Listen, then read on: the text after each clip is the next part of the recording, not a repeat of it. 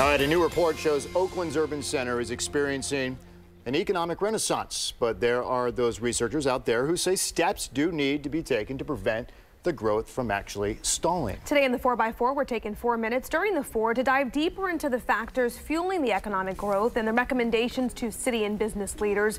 With us now, Robert Ogilvie from SPUR, the San Francisco Planning and Urban Research Association. He is the director of the Oakland SPUR office.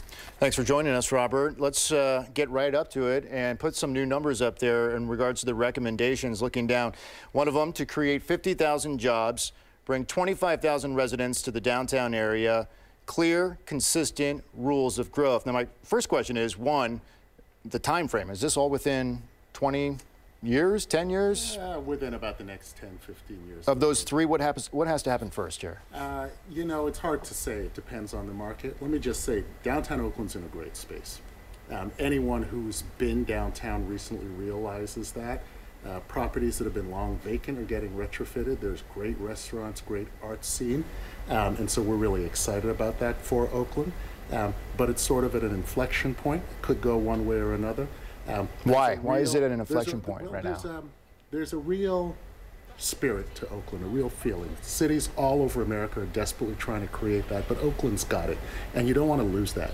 You don't want the market to get so hot, or, you know, just one type of industry to come in and sweep away what's already there that makes it unique. Got it. At the same time, you don't want to put rules in that are so stringent that that kills the budding renaissance. So you've got to sort of play it up the middle, and that's what we're trying to figure out and help Oakland figure out how to do. Another one of your recommendations talks about adding transportation. So you think about Oakland, you think about BART, the ferry, the buses already. What more can be done when it comes to transportation in this part of Oakland?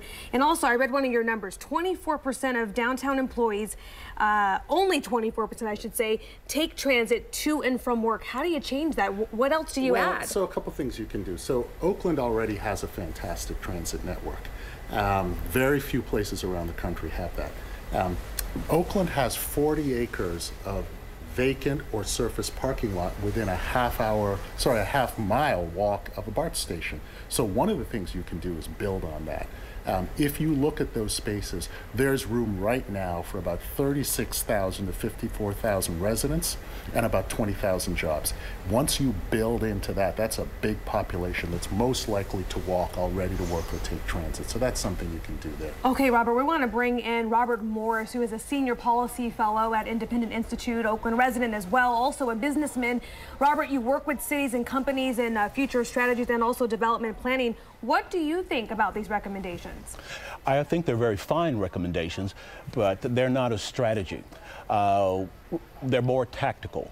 Oakland, in my opinion, as you just discussed, all the wonderful assets and things we have to do in here in Oakland. If you ask 10 people what Oakland is about, you'd get 10 different answers. I believe that if you look at things differently, then the things you're looking at are different. They will change.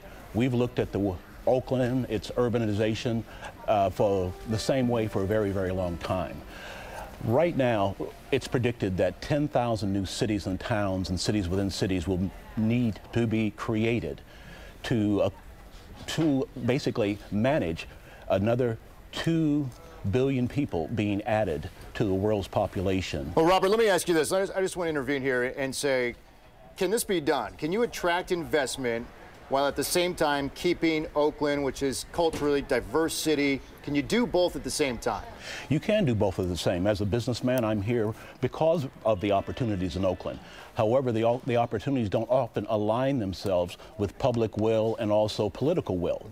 So once again, without a long-term 10, 15, 20-year strategy, you don't know if you're right or you're wrong. And as a consequence, you end up with a lot of development taking place that's disconnected. And as a consequence, you're not able to leverage and sustain the value of that population, which is the new economy.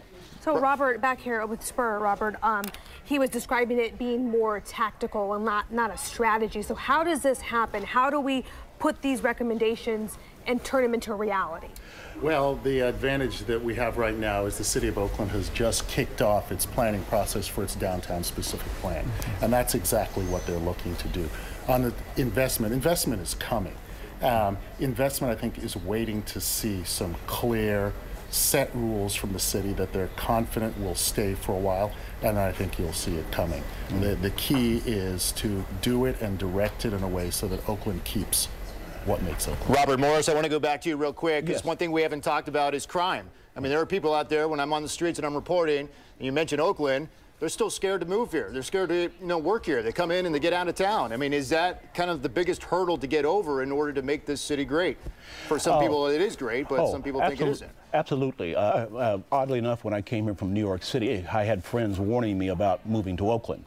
And that's comical, but it's also very, very sad. Understand that crime is an outgrowth of not having this vision in place where everybody sees themselves participating in this vision. It's not democratic. It's a vertical plan versus a horizontal plan. So everyone in the community has to see value. There has to be, if you will, what I call a stakeholder value proposition for these things to work.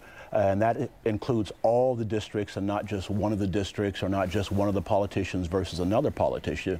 What's Oakland's grand vision to go from a second-tier city to a first-tier city over the next 10 to 12 years? All right, Okay. Robert Morris, Robert Ogilvie. Am I missing any Roberts? No, we got all the Roberts. Thanks for coming in. I appreciate it. Thank Good you conversation. And you can read the SPUR report and find out more by visiting KTVU.com. We've posted it right there under web links on our homepage.